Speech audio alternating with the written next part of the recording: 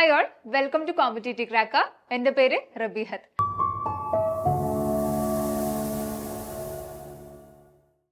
അപ്പോൾ ഇന്നത്തെ വീഡിയോയിൽ നമ്മൾ നോക്കാനായിട്ട് പോകുന്നത് നമുക്കറിയാം നമ്മൾ ഏറ്റവും കൂടുതൽ കാത്തിരുന്ന നമ്മുടെ കമ്പനി ബോർഡ് അസിസ്റ്റന്റിന്റെ നോട്ടിഫിക്കേഷൻ എത്തിയിരിക്കുകയാണ് അല്ലേ.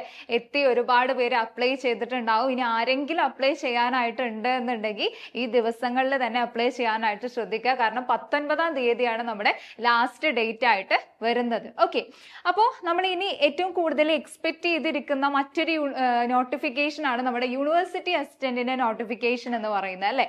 അപ്പോൾ നമ്മൾ ഇന്ന് നോക്കാനായിട്ട് പോകുന്നതും ഇതുമായി ബന്ധപ്പെട്ടുകൊണ്ട് ഈ ഒരു രണ്ട് എക്സാമിന് ഒരു കമ്പാരിസൺ പോലെയാണ് നമ്മൾ നടത്താനായിട്ട് പോകുന്നത്. കമ്പാരിസൺ മീൻസ് എങ്ങനെയാണ് ഈ ഒരു എക്സാമിന് നമുക്കൊരു 45 to 50 അല്ലെങ്കിൽ ഒരു 50-ന് മുകളിൽ കോർ ഏരിയാസിൽ ഫോക്കസ് കൊടുത്തുകൊണ്ട് എങ്ങനെയാണ് മാർക്ക് സ്കോർ ചെയ്യാനായിട്ട് പറ്റുന്നത് എന്നുള്ള കാര്യമാണ് നമ്മൾ നോക്കുന്നത്. ഓക്കെ, അപ്പോൾ അതിന് മുന്നായിട്ട് നമുക്ക് എന്ത് ചെയ്യാം, കുറച്ച് ഇമ്പോർട്ടൻ്റ് ആയിട്ടുള്ള കുറച്ച് ഫാക്റ്റുകൾ ഈ ഒരു എക്സാമുമായി ബന്ധപ്പെട്ടുകൊണ്ടും അതുപോലെ തന്നെ റീസെന്റ് നടന്നിട്ടുള്ള എക്സാമുമായി ബന്ധപ്പെട്ടുകൊണ്ടുള്ള കുറച്ച് ഇമ്പോർട്ടൻ്റ് ആയിട്ടുള്ള കാര്യങ്ങളൊന്നും നമുക്ക് നോക്കിപ്പോവാം. ഓക്കെ, അപ്പോൾ ആദ്യം തന്നെ നമ്മുടെ യൂണിവേഴ്സിറ്റി അസിസ്റ്റന്റിന്റെ കാര്യം നമ്മൾ പറയുന്ന സമയത്ത് നമുക്കറിയാം അതിന്റെ മെയിൻ ലിസ്റ്റിന്റെ കട്ട് ഓഫ് ലാസ്റ്റ് ടൈം വന്നിട്ടുണ്ടായിരുന്നത് എത്രയാണ്? 57 മാർക്കായിരുന്നു നമ്മുടെ യൂണിവേഴ്സിറ്റി അസിസ്റ്റന്റിന്റെ മെയിൻ ലിസ്റ്റിന്റെ കട്ട് ഓഫ് ആയിട്ട് വന്നിട്ടുണ്ടായിരുന്നത്. 2024 ലിസ്റ്റ് വരുന്നത്.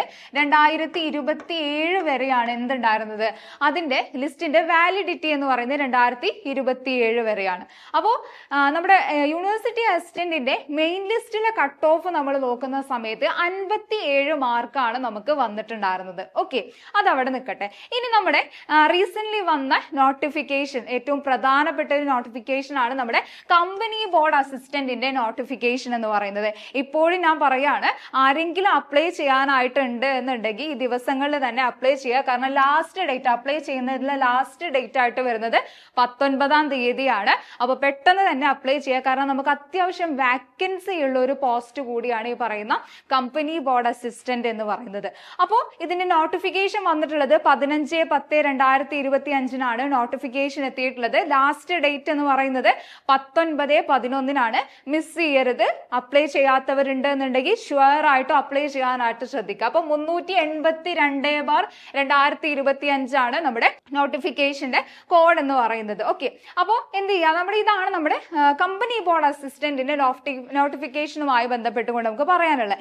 അപ്പോൾ കഴിഞ്ഞ തവണ കമ്പനി ബോർഡ് അസിസ്റ്റന്റിന്റെ മെയിൻ ലിസ്റ്റിന്റെ കട്ട് ഓഫ് നമ്മൾ നോക്കുന്ന സമയത്ത് 43.33 മാർക്കായിരുന്നു നമുക്ക് കട്ട് ഓഫ് ആയിട്ട് വന്നിട്ടുണ്ടായിരുന്നത്. കമ്പനി ബോർഡ് അസിസ്റ്റന്റിന്റെ മെയിൻ ലിസ്റ്റിലെ കട്ട് ഓഫ് ആണ് നമ്മൾ പറയുന്നത്. ഓക്കെ, അതുപോലെ തന്നെ നമ്മുടെ ലാസ്റ്റ് ഇപ്പൊ നടന്നിട്ടുള്ള നമ്മുടെ ഡിഗ്രി പ്രിലിംസ് എക്സാമിനെ കുറിച്ച് നമ്മൾ നോക്കുമ്പോൾ SI അതുപോലെ തന്നെ സെക്രട്ടറി അസിസ്റ്റന്റിന്റെ കാര്യങ്ങളുമായി ബന്ധപ്പെട്ടുകൊണ്ട് നമ്മൾ നോക്കുമ്പോൾ അതിന്റെ പ്രിലിംസിന്റെ കട്ട് ഓഫ് ആയിട്ട് വന്നിട്ടുണ്ടായിരുന്നത് എത്രയായിരുന്നു?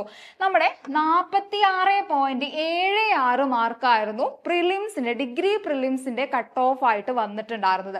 അപ്പൊ ഈ പറയുന്ന കമ്പനി ബോർഡ് അസിസ്റ്റന്റ് ആണെങ്കിലും ഡിഗ്രി പ്രിലിംസ് ആണെങ്കിലും നമ്മൾ നോക്കുന്ന സമയത്ത് അല്ലെങ്കിൽ യൂണിവേഴ്സിറ്റി അസിസ്റ്റന്റ് നമ്മൾ നോക്കുമ്പോൾ അത്യാവശ്യം വാക്കൻസി വരുന്ന പോസ്റ്റുകളാണ് എന്ന് നമുക്ക് കാണാൻ പറ്റും. ഓക്കെ, അത്യാവശ്യം വാക്കൻസികൾ വരുന്നതും അതുപോലെ തന്നെ നിയമനങ്ങൾ നടക്കുന്നതുമായിട്ടുള്ള ഒരു രണ്ട് പോസ്റ്റുകളാണ് ഇത് രണ്ടും. ഇനി ഇതുപോലെ തന്നെ ഇമ്പോർട്ടന്റ് ആയിട്ടുള്ള മറ്റൊരു നോട്ടിഫിക്കേഷൻ അടുത്ത് വന്നതാണ് നമ്മുടെ കോർപ്പറേഷൻ അസിസ്റ്റന്റിന്റെ നോട്ടിഫിക്കേഷൻ എന്ന് പറയുന്നത്. 383/2025. ഓക്കെ, അപ്പൊ കോർപ്പറേഷൻ അസിസ്റ്റന്റിന് നമ്മൾ അപ്ലൈ ചെയ്യാത്തവരുണ്ട് എന്നുണ്ടെങ്കിൽ പെട്ടെന്ന് തന്നെ അപ്ലൈ ചെയ്യുക. കാരണം ലാസ്റ്റ് ഡേറ്റ് ആയിട്ട് വരുന്നത് 19-ാം തീയതിയാണ്. ഡേറ്റ് മറന്നു പോകണ്ട, എന്തായാലും അപ്ലൈ ചെയ്യാനായിട്ട് ശ്രദ്ധിക്കുക. അപ്പൊ ഈ പറയുന്ന കോർപ്പറേഷൻ അസിസ്റ്റന്റ് നമ്മൾ നോക്കുമ്പോൾ കഴിഞ്ഞ തവണ അതിന്റെ മെയിൻ ലിസ്റ്റിന്റെ കട്ട് ഓഫ് ആയിട്ട് വന്നിട്ടുണ്ടായിരുന്നത് എത്രയാണ്? 53.67 മാർക്കാണ് അതിന്റെ കട്ട് ഓഫ് ആയിട്ട് നമുക്ക് വന്നിട്ടുണ്ടായിരുന്നത്. അപ്പൊ ഈ പറയുന്ന എക്സാമുകളെല്ലാം നമ്മൾ നോക്കുന്ന സമയത്ത് ഇതിന്റെ എല്ലാം ഒരു കട്ട് ഓഫിന്റെ റേഞ്ച് വരുന്നത് എത്രയാണ്? ഓൾമോസ്റ്റ് നമ്മൾ നോക്കുമ്പോൾ ഒരു 45 തൊട്ട് 55 അല്ലെ, 45 to 55 അല്ലെങ്കിൽ അതൊരു 40 to 55 ഇതിന്റെ ഈ ഒരു മാർക്കിന്റെ ഇടയിലായിട്ടാണ് ഇതിന്റെ എല്ലാം കട്ട് ഓഫ് വരുന്നതായിട്ട് നമുക്ക് കാണാൻ പറ്റുന്നത്. അപ്പൊ ഇതിൽ തന്നെ നമ്മുടെ ഈ പറയുന്ന കമ്പനി ബോർഡ് അസിസ്റ്റന്റെയും അതുപോലെ തന്നെ യൂണിവേഴ്സിറ്റി അസിസ്റ്റന്റെയും അതുപോലെ ഡിഗ്രി പ്രിലിംസിന്റെയും നമ്മൾ നോക്കുമ്പോൾ അത്യാവശ്യം വാക്കൻസികൾ വരുന്ന പോസ്റ്റുകളാണ് എന്ന് നിങ്ങൾക്ക് കാണാൻ പറ്റും. ഇവിടെയൊക്കെ കട്ട് ഓഫ് നിങ്ങൾ നോക്കുക 43.33 ആയിരുന്നു കമ്പനി ബോർഡ് അസിസ്റ്റന്റ് ലാസ്റ്റ് വന്നിട്ടുണ്ടായിരുന്നത്. അതുപോലെ തന്നെ 57 മാർക്ക്, 46.76 മാർക്ക്, ഇത്രയൊക്കെ ഈ പറയുന്ന 40, 55, ഈ 57 ഈ ഒരു റേഞ്ചിലായിട്ടാണ് ഇതിന്റെ എല്ലാം കട്ട് ഓഫ് നിൽക്കുന്നത്. ഓക്കെ, അപ്പോൾ എക്സാം അത്രയും ലിബറൽ ആവുകയാണ് എന്നുണ്ടെങ്കിൽ മാത്രമാണ് ഈ ഒരു കട്ട് ഓഫിനേക്കാൾ കൂടുതലായിട്ട് നമുക്ക് ഇനി മാർക്ക് കട്ട് ഓഫിനേക്കാൾ കൂടുതലായിട്ട് ഇനി വരാനായിട്ട് സാധ്യത. എക്സാം അത്രയും ലിബറൽ ആണ്. ഏത് എക്സാമിന് കേസ് എടുക്കുകയാണെന്നുണ്ടെങ്കിലും ഈ ഒരു റേഞ്ചിൽ തന്നെയാണ് നമ്മുടെ കട്ട് ഓഫ് വരുന്നത്. അത്രയും ലിബറൽ ആയിട്ട് എക്സാം നടക്കുകയാണ് എന്നുണ്ടെങ്കിൽ മാത്രമാണ് ഈ ഒരു കട്ട് ഓഫ് കൂടാനായിട്ട് സാധ്യതയുള്ളത്. അപ്പൊ ഇനി നമ്മൾ നോക്കാനായിട്ട് പോകുന്നത് ഇതിന്റെ എല്ലാം സിലബസ് വെച്ചുകൊണ്ട് ഓൾമോസ്റ്റ് സിമിലർ ആണ് സിലബസ് വരുന്നത് എന്നുള്ള കാര്യം നിങ്ങൾക്ക് അറിയാം. യൂണിവേഴ്സിറ്റി അസിസ്റ്റന്റിന്റെ ആണെങ്കിൽ കമ്പനി ബോർഡിന്റെ ഒക്കെ നമ്മുടെ സിലബസ് ഓൾമോസ്റ്റ് സെയിം ആയിട്ടാണ് വരുന്നത്. അപ്പോൾ ഇതിൽ കോർ ഏരിയാസിനെ ഫോക്കസ് ചെയ്തുകൊണ്ട് എങ്ങനെയാണ് നമുക്ക് ഇതിൽ ഒരു 50-ന് മുകളിൽ മാർക്ക് സ്കോർ ചെയ്യാനായിട്ട് പറ്റുന്നത് എന്നുള്ള കാര്യമാണ് നമ്മൾ നോക്കാനായിട്ട് പോകുന്നത്. അപ്പോൾ ഇതിന്റെ ഒരു സിലബസ് നമ്മൾ നോക്കുമ്പോൾ നമുക്കറിയാം, ഡീറ്റെയിൽ ആയിട്ടുള്ള സിലബസ് നമുക്ക് പിന്നെ ഡിസ്കസ് ചെയ്യാം. എന്തായാലും മാർക്ക് ഡിസ്ട്രിബ്യൂഷൻ നമ്മൾ നോക്കുമ്പോൾ ഇവിടെ ഏറ്റവും കോറായിട്ടുള്ള 3 ഏരിയാസ് ആണ്. നമ്മുടെ റീസണിങ്ങും അതുപോലെ തന്നെ മാത്സും അതുപോലെ തന്നെ ഇംഗ്ലീഷ് വരുന്നുണ്ട്, പിന്നെ നമ്മുടെ മലയാളം വരുന്നുണ്ട്. ടോട്ടൽ നമ്മൾ നോക്കുമ്പോൾ ഈ 3 ഭാഗത്തു നിന്നായിട്ട് 50 മാർക്കാണ് നമുക്ക് വരുന്നതായിട്ട് കാണാൻ പറ്റുന്നത് അല്ലേ. അപ്പോൾ എങ്ങനെയാണെങ്കിലും ഇപ്പൊ നമ്മുടെ PSCയുടെ നിങ്ങൾ പ്രീവിയസ് ഇയർ ക്വസ്റ്റ്യൻസും കാര്യങ്ങളും ഒക്കെ അനലൈസ് ചെയ്യുന്ന ആളുകൾ തന്നെയാണ്. അപ്പോൾ നമ്മുടെ പ്രീവിയസ് ഇയർ ക്വസ്റ്റ്യൻസും കാര്യങ്ങളും നമ്മൾ നോക്കുമ്പോൾ നമുക്കറിയാം PSCയുടെ ഒരു ട്രെൻഡ് അനുസരിച്ച് എക്സാമിൽ ഇപ്പൊ മാത്സ് റീസണിങ്ങിന്റെ കാര്യം നമ്മൾ എടുക്കുകയാണ് എന്നുണ്ടെങ്കിൽ വലിയൊരു പാറ്റേണിൽ മാറ്റം ഒന്നും നമുക്ക് ഇംഗ്ലീഷ് ആണെങ്കിലും അതുപോലെ തന്നെ മാത്സ് ആണെങ്കിലും മലയാളം ആണെങ്കിലും പാറ്റേണിൽ വലിയൊരു മാറ്റം ഒന്നും നമുക്ക് കാണാനായിട്ട് പറ്റാറില്ല. ഓൾമോസ്റ്റ് ഒരു സിമിലർ പാറ്റേൺ തന്നെയാണ് എക്സാമുകളിലെല്ലാം ഫോളോ ചെയ്യാറ്. പിന്നെ അതിന്റെ കടുപ്പം അങ്ങോട്ടും ഇങ്ങോട്ടും ഒന്ന് മാറിയിരിക്കും എന്നേ ഉള്ളൂ. അപ്പൊ ഇവിടെ ഈ മാത്സിന്റെ കാര്യം നമ്മൾ എടുക്കുന്ന സമയത്ത് നമുക്കറിയാം ഒരു 20 മാർക്കിനാണ് നമുക്ക് അവിടെ എന്ത് വരുന്നത്, ക്വസ്റ്റ്യൻ വരുന്നത്. എങ്ങനെ പോയാലും ഒരു 15 മാർക്ക്, 15 അല്ലെങ്കിൽ 12 മാർക്ക് നമുക്ക് ഇവിടുന്ന് സ്കോർ ചെയ്യാനായിട്ട് പറ്റും. കാരണം വെച്ചാൽ ഇവിടെ അത്രയും എക്സാം കടുപ്പിക്കുകയാണെങ്കിൽ, ക്വസ്റ്റ്യൻസ് നമ്മൾ കടുപ്പിക്കുകയാണ് എന്നുണ്ടെങ്കിൽ മാത്രമാണ് ഒരു 5-6 ക്വസ്റ്റ്യൻസ്, ബാക്കിയുള്ള പാറ്റേണും കാര്യങ്ങളും ഒക്കെ സിമിലർ ആയിരിക്കും. ഓൾമോസ്റ്റ് സിമിലർ ആയിട്ട് തന്നെയാണ് PSCയുടെ എക്സാം ട്രെൻഡുകളൊക്കെ നമ്മൾ നോക്കുമ്പോൾ കാണുന്നത്. അപ്പോൾ എങ്ങനെ ഒരു ക്വസ്റ്റ്യൻസ് ഒരു 5-6 ക്വസ്റ്റ്യൻസ് കടുപ്പിച്ചു പോയാലും ബാക്കി അവിടുന്ന് നിങ്ങൾക്ക് കുറഞ്ഞതൊരു 12 മാർക്കെങ്കിലും സ്കോർ ചെയ്യാൻ പറ്റും. അതല്ല അത്രയും നന്നായിട്ട് പഠിക്കുന്നവരാണ് എന്നുണ്ടെങ്കിൽ 15 മാർക്കെങ്കിലും അവിടുന്ന് മിനിമം സ്കോർ ചെയ്യാനായിട്ട് പറ്റും എന്നുള്ളതാണ് നമ്മുടെ മാത്സ് ആൻഡ് റീസണിങ്ങിന്റെ കാര്യം അവിടെ ഇരിക്കുന്നത്. ഓക്കെ, അതുപോലെ തന്നെ ഇംഗ്ലീഷിന്റെ കാര്യം നമ്മൾ എടുക്കുമ്പോൾ ഇംഗ്ലീഷിന്റെയും പ്രീവിയസ് ഇയർ ക്വസ്റ്റ്യൻസ് നമ്മൾ കൃത്യമായിട്ട് അനലൈസ് ചെയ്യുകയാണെന്നുണ്ടെങ്കിൽ ഫോക്കസ്ഡ് ആയിട്ട് അല്ലെങ്കിൽ ക്വസ്റ്റ്യൻസ് വരുന്ന ഏറ്റവും കൂടുതൽ റിപ്പീറ്റ് ചെയ്ത് വരുന്ന ഏരിയാസ് ഉണ്ട്.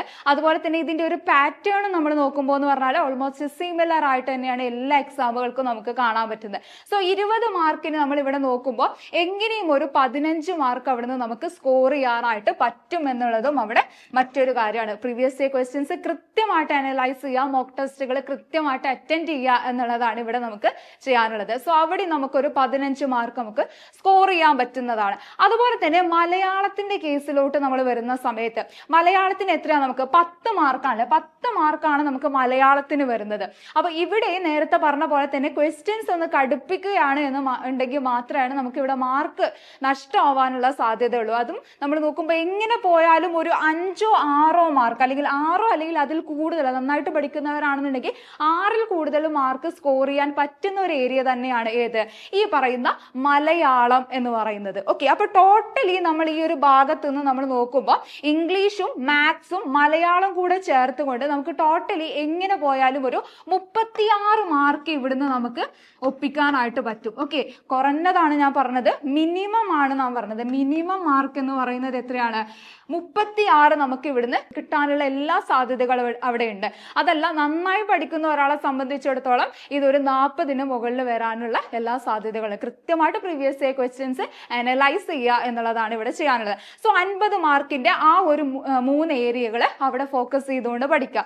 ഇനി അത് കഴിഞ്ഞ് നമ്മുടെ 50 മാർക്കിന്റെ GK പോർഷൻ നമ്മൾ നോക്കുമ്പോൾ ഹിസ്റ്ററി അതുപോലെ തന്നെ കോൺസ്റ്റിറ്റ്യൂഷൻ എല്ലാം അടങ്ങിയിട്ടുള്ള നമ്മുടെ ഈ പറയുന്ന 50 മാർക്കിന്റെ ബാക്കിയുള്ള ഏരിയ നമ്മൾ നോക്കുമ്പോൾ GKന്റെ പോർഷനിൽ നിന്ന് നിങ്ങൾക്ക് എങ്ങനെ പോയാലും ഒരു 20 മാർക്ക് പ്രീവിയസ് ഇയർ ക്വസ്റ്റ്യൻസ് കൃത്യമായിട്ട് മനസ്സിലാക്കുക എന്നുള്ളത് തന്നെയാണ്.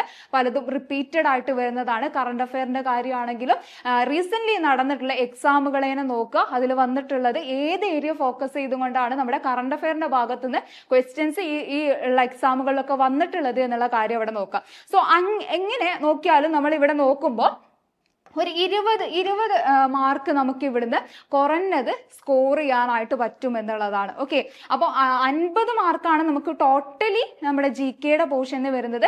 കുറഞ്ഞത് ഒരു 20 മാർക്കെങ്കിലും നിങ്ങൾക്ക് അവിടുന്ന് സ്കോർ ചെയ്യാനായിട്ട് പറ്റണം എന്നുള്ള കാര്യമാണ്. അപ്പോൾ ടോട്ടലി നമ്മൾ ഈ ഒരു ഫുൾ സിലബസ് വെച്ചുകൊണ്ട് നമ്മൾ നോക്കുമ്പോൾ 45 മാർക്ക്, നന്നായിട്ട് പഠിക്കുന്ന ഒരു വ്യക്തിയെ സംബന്ധിച്ചിടത്തോളം 45 മാർക്ക് അവിടെ നേടിയെടുക്കുക എന്ന് പറയുന്നത് എന്താ കുറച്ച് ടാസ്ക് ആണെങ്കിൽ പോലും നമുക്ക് നേടിയെടുക്കാൻ പറ്റുന്ന ഒന്നാണ് എന്നുള്ളതാണ്. അതുപോലെ തന്നെ ഈ പറയുന്ന GKയുടെ മാർക്ക് 50 മാർക്കിന്റെ ആ ഒരു GKയുടെ ഭാഗത്തു നിന്ന് നമ്മൾ നോക്കുമ്പോൾ 20 മാർക്കെങ്കിലും കുറഞ്ഞത് നിങ്ങൾക്ക് അവിടുന്ന് സ്കോർ ചെയ്യാൻ പറ്റുകയാണെന്നുണ്ടെങ്കിൽ തന്നെ 45 + 20 നമ്മുടെ മാർക്ക് എവിടെ നിൽക്കുന്നു എന്നുള്ളത് നമുക്ക് കാണാൻ പറ്റും. അപ്പൊ കഴിഞ്ഞ നമ്മുടെ ഈ പറയുന്ന യൂണിവേഴ്സിറ്റി അസിസ്റ്റന്റിന്റെ ആണെങ്കിലും അല്ലെങ്കിൽ കമ്പനി ബോർഡ് അസിസ്റ്റന്റിന്റെ ആണെങ്കിലും ഒക്കെ ആ ഒരു കട്ട് ഓഫും കാര്യങ്ങളും നമ്മൾ വെച്ച് നോക്കുമ്പോൾ ആ ഒരു റേഞ്ച് വരുന്നത് എത്രയാണ്? 45, അതുപോലെ തന്നെ 55, 57 ആ ഒരു റേഞ്ചിലാണ് നമുക്ക് മാർക്ക് വരുന്നത്. അപ്പൊ കൃത്യമായിട്ട് ഏത് ഏരിയ ഫോക്കസ് ചെയ്തുകൊണ്ടാണ് നമ്മുടെ ഡീറ്റെയിൽ ആയിട്ടുള്ള സിലബസ് നോക്കുക. അതുപോലെ തന്നെ നമ്മുടെ സിലബസിലെ മാർക്ക് ഡിസ്ട്രിബ്യൂഷൻ കൃത്യമായിട്ട് അനലൈസ് ചെയ്യുക. അതുപോലെ തന്നെ ഏത് ഏരിയ ഫോക്കസ് ചെയ്തുകൊണ്ടാണ് പഠിക്കേണ്ടത് എന്നുള്ളത് അത് കൃത്യമായിട്ട് മനസ്സിലാക്കിയും കൊണ്ട് തന്നെ പഠനം മുന്നോട്ട് കൊണ്ടുപോവുക എന്നുള്ളതാണ് നമുക്കിവിടെ ചെയ്യാനായിട്ടുള്ളത്. അപ്പൊ എങ്ങനെ പോയാലും എത്രയാണ് കട്ട് ഓഫ്, നേരത്തെ പറഞ്ഞ പോലെ തന്നെ നമുക്ക് എക്സാം അത്രയും ലിബറൽ ആവുകയാണെങ്കിൽ എന്ത് മാത്രമാണ് നമുക്ക് ആ ഒരു കട്ട് ഓഫിനേക്കാൾ കൂടുതലായിട്ട് ഇനി പോകാനായിട്ട് സാധ്യതയുള്ളത്. അപ്പോൾ ഏറ്റവും കൂടുതൽ മാർക്ക് ഡിസ്ട്രിബ്യൂഷൻ കൃത്യമായി മനസ്സിലാക്കിയും കൊണ്ട് എവിടെയാണ് ഫോക്കസ് ചെയ്യേണ്ടത് എന്നുള്ളതിലൂടെ ഒരു പഠനമാണ് നമ്മൾ ഇനിയുള്ള ദിവസങ്ങളിൽ നടത്തേണ്ടത് എന്നുള്ളതാണ്. ഓക്കെ, അപ്പോൾ ഇത് തന്നെയാണ് നമ്മൾ ഇത്രയും കാര്യങ്ങൾ നിങ്ങൾ ഇവിടെ മനസ്സിലാക്കി വെക്കുക. അതുപോലെ തന്നെ എഗെയിൻ പറയാണ്, ആരെങ്കിലും എക്സാമിന് അപ്ലൈ ചെയ്യാത്തതായിട്ടുണ്ട് എന്നുണ്ടെങ്കിൽ ആ ഒരു ഡേറ്റ് അവസാനിക്കുന്നതിന് മുന്നേ തന്നെ നിങ്ങൾ ഈ ഒരു ചാൻസ് നഷ്ടപ്പെടുത്താതിരിക്കുക എന്നുള്ളതാണ്. ഓക്കെ, അപ്പൊ ഇത്രയും കാര്യങ്ങൾ എന്ത് ചെയ്യുക, ഈ ഒരു ഭാഗത്ത് നിന്ന് നിങ്ങളൊന്ന് ക്ലിയർ ആയിട്ടൊന്ന് മനസ്സിലാക്കി വെക്കുക. എന്താണ് എക്സാം റിക്വയർ ചെയ്യുന്നത്, ഏത് ഏരിയയിലാണ് ഫോക്കസ് ചെയ്യേണ്ടത് എന്നത് നോക്കിക്കൊണ്ടുള്ള ഒരു പഠനം മുന്നോട്ട് കൊണ്ടുപോകാം. സോ നേരത്തെ പറഞ്ഞ പോലെ തന്നെ അവസരങ്ങൾ കൃത്യമാക്കി മനസ്സിലാക്കിക്കൊണ്ട് തന്നെ നിങ്ങൾ മുന്നോട്ട് പോവുക എന്നുള്ളത് തന്നെയാണ്. അപ്പോൾ നമുക്കറിയാം ഇനിയും ഒരുപാട് എക്സാമുകൾ കാര്യങ്ങൾ നമ്മുടെ മുന്നിൽ PSCയുടെ എക്സാമുകൾ വന്നു നിൽക്കുകയാണ് അല്ലെ. ഇപ്പൊ നമ്മുടെ ഈ പറയുന്ന എക്സൈസ് ഇൻസ്പെക്ടർ ആണെങ്കിലും അതുപോലെ തന്നെ കമ്പനി ബോർഡ് അസിസ്റ്റന്റ്, യൂണിവേഴ്സിറ്റി അസിസ്റ്റന്റിനും ഒക്കെ എക്സാമുകൾ നമുക്ക് വരാനായിട്ട് പോവാണ്. കോമ്പറ്റേറ്റീവ് ക്രാക്കറിലാണെങ്കിലും നമുക്ക് ഇതിന് വേണ്ടിയിട്ടുള്ള പുതിയ ബാച്ചുകളും കാര്യങ്ങളും ഒക്കെ സ്റ്റാർട്ട് ചെയ്തിട്ടുണ്ട്.